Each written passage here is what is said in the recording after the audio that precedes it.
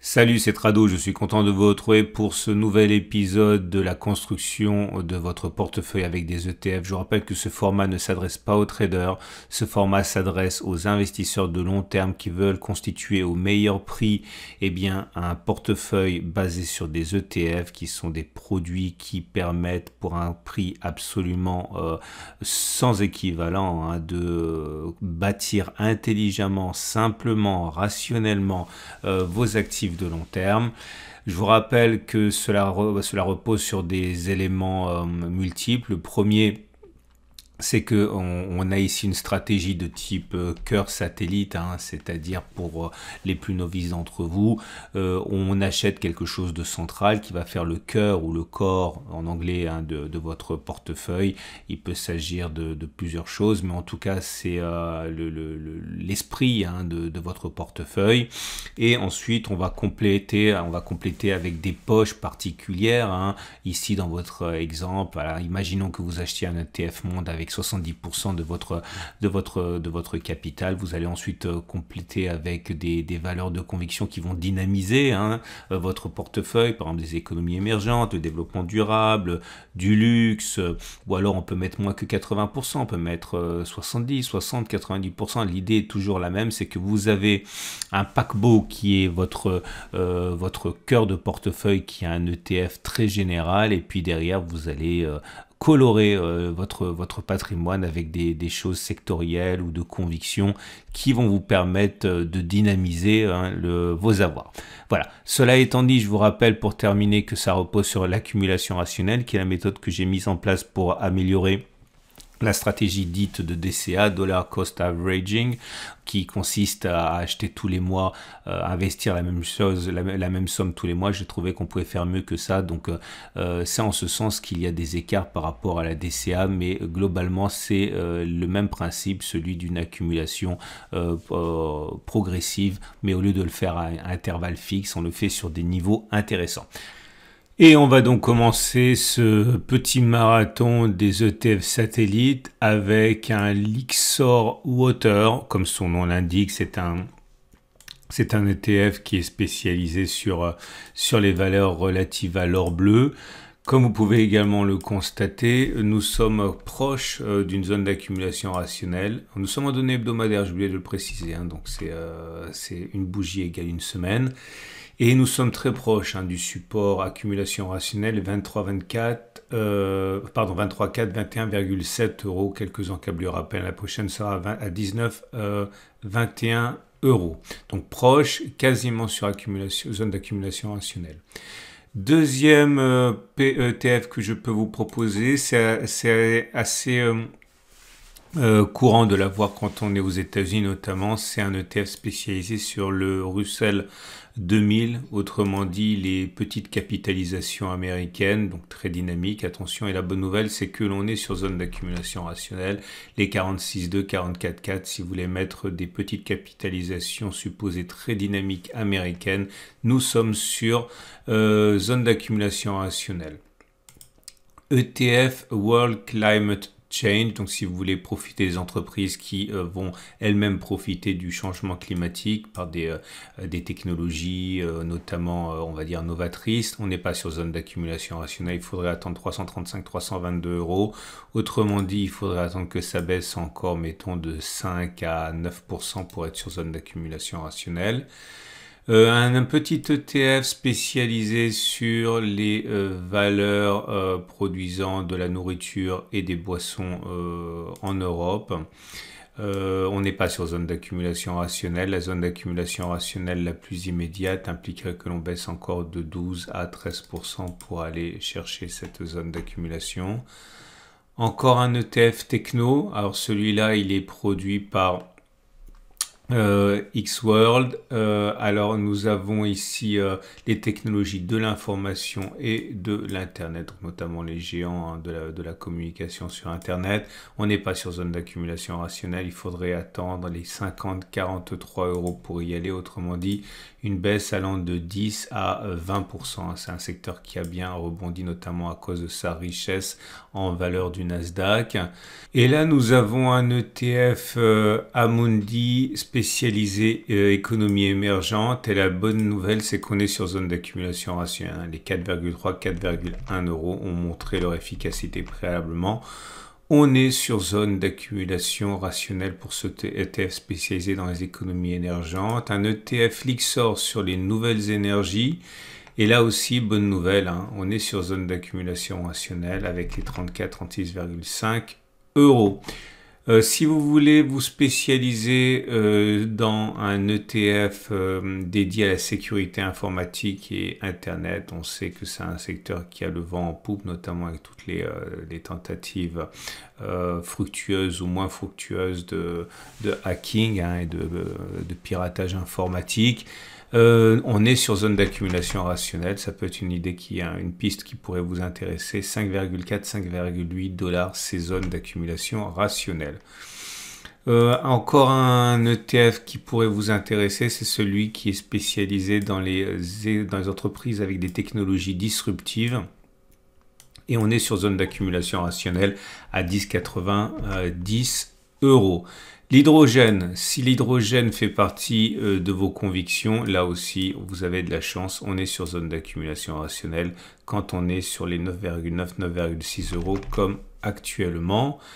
Un peu plus spécifique et un peu moins consensuel, l'ETF crypto et blockchain. Alors c'est pas spécialement orienté crypto, c'est plutôt toutes les entreprises qui gravitent autour. On n'est pas sur zone d'accumulation rationnelle, il faudra attendre les 1,7, 1,8 euros. L'agriculture avec Wisdom Tree, on n'est pas sur zone d'accumulation rationnelle.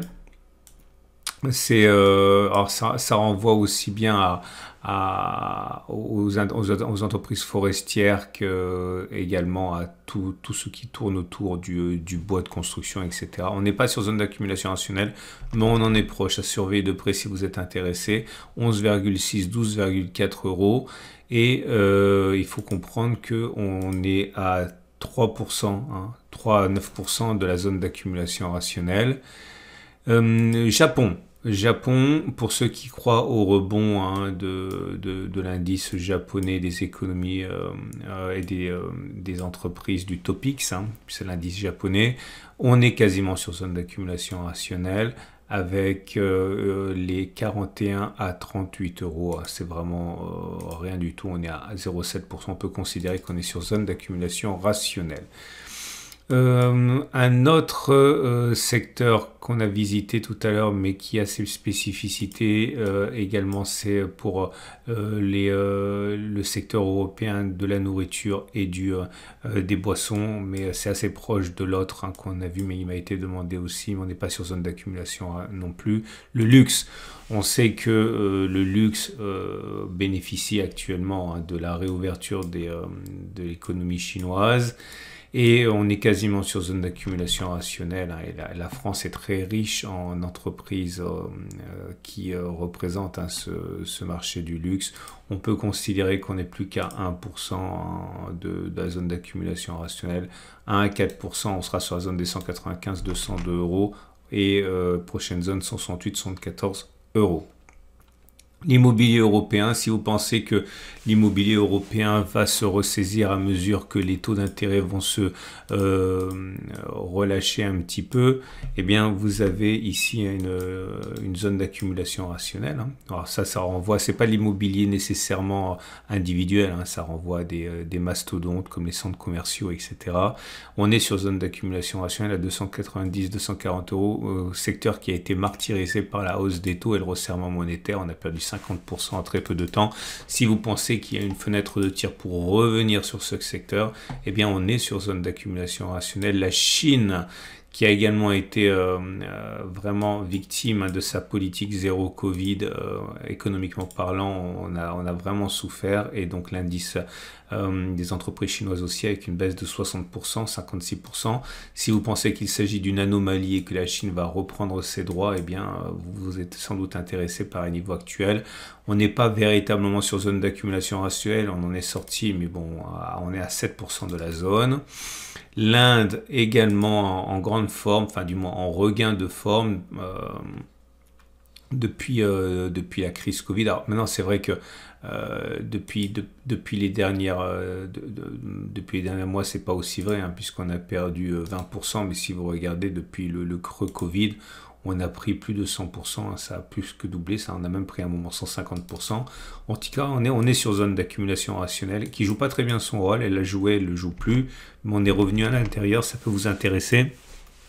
La prochaine zone d'accumulation rationnelle est à 19,77, 20,3 euros. Les semi-conducteurs, pas sur zone d'accumulation rationnelle. Il faudrait attendre les 4,1, 4,4 euros pour y retourner, c'est-à-dire qu'il faudrait attendre une baisse de 4 à 7% pour être sur une zone d'accumulation rationnelle. On a eu une touchette ici, hein, qui a bien fonctionné, autrement dit, elle est bien surveillée, cette zone, c'est évident, mais on n'est pas au moment là où je parle en zone d'accumulation rationnelle, hein. Un ETF spécialisé dans les automatismes et la robotique. Et on est sur zone d'accumulation rationnelle. Alors, pour les impatients seulement, hein, parce que la vraie zone d'accumulation rationnelle serait celle-là, le support hebdo des 8,5, 7,7.